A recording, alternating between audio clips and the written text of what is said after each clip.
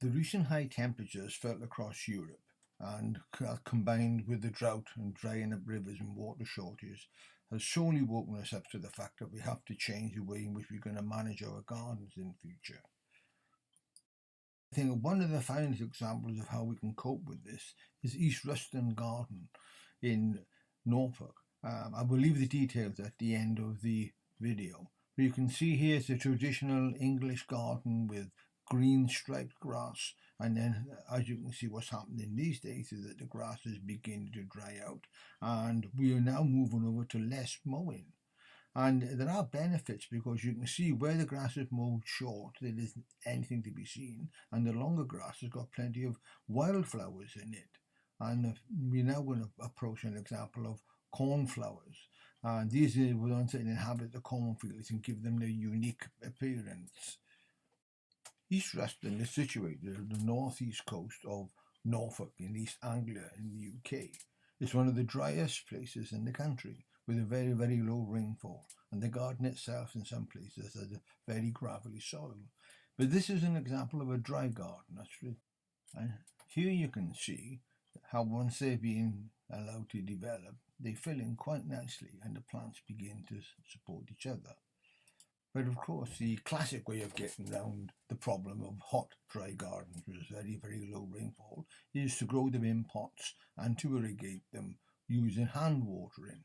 And here you can see Brugsmania, which used to be, I know, as Datura, growing in pots. But you can substitute that with olive trees growing in pots if you wanted to. And also, of course, you have cacti and succulents. You have an agave here, which is eventually could end up in the garden itself, but you can see it's small enough for growing a pot. But you have to be careful where you put it because of the pointed ends to the leaves. Look at this magnificent example of Fetus corneatii growing over a framework. Absolutely outstanding. And of course, you need a level of structural planting within the garden to add to it. And here you can see, just looking across it, they don't look bare or desert, but quite colourful. And here's Bugs Bunny talking about structural planting, which we've just mentioned. And that's building features into the garden. And one of the features you want in a hot, dry area is water. And there you have a still pond underneath with the drip water going into it. There are other ways. This is a fountain, which is quite elegant, but I think you would need a large garden when you're talking about water shortages.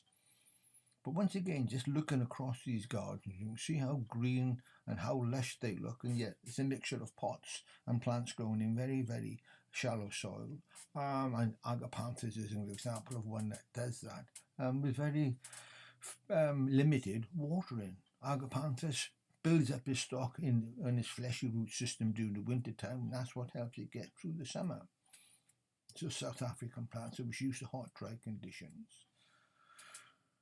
And here we can see we're looking across the garden at some of the more sort of statuesque plants in it. And as I say, it all builds. And I think the thing is, be patient, let it fill in, but to sort of try and future-proof your garden by imagine if the conditions do prevail at the moment with hot, dry summers and low rainfall, we're going to have to change our ways. And this little piece of topiary has a very pleasant surprise in store for us. It just proves that you don't need to have flowering plants in the garden to provide a bit of colour and interest.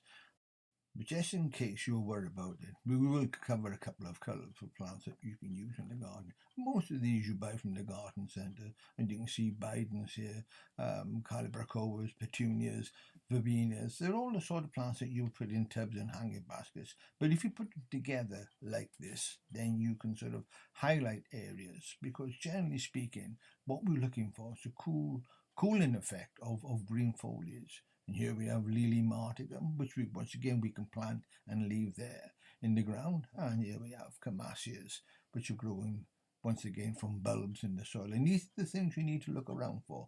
Our friend Agapanthus once more.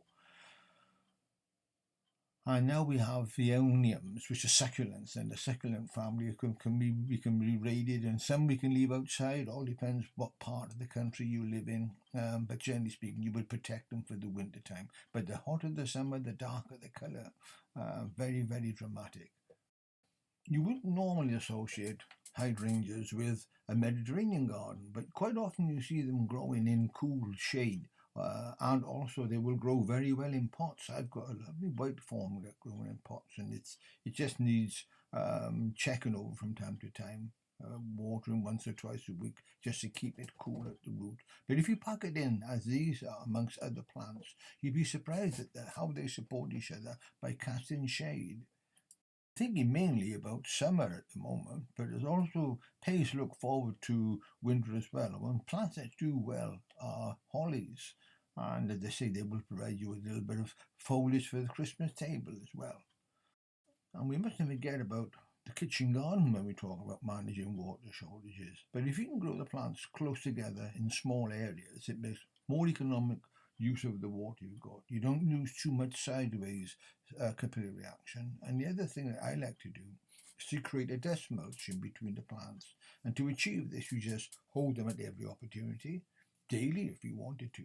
But the principle of it is that you create a 5 centimetre, 2-inch deep dry area between the damp soil, moist soil underneath, and the hot dry air above, because water would otherwise be lost through evaporation. And of course, it also helps to keep the weeds down as well. Just a few words now about fruit. The major fruit in the UK, because we have the right climate for it, is the apple. But with conditions changing, it may be more suited to the pear. But either way, you can grow them on trained espaliers like this. Beautiful formally trained bushes. And of course, they add something to the garden. And here we can see them framing a view with a church tower sticking up at the end. And here we have the ultimate sort of a pot plant for a fruit plant for the Mediterranean garden, which is the fig.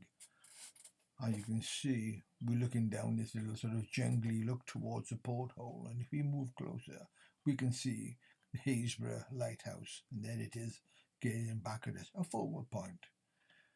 And to finish off, we have bananas. You can grow ornamental bananas, you can grow cropping bananas. And do the hands of the bananas hang up or hang down?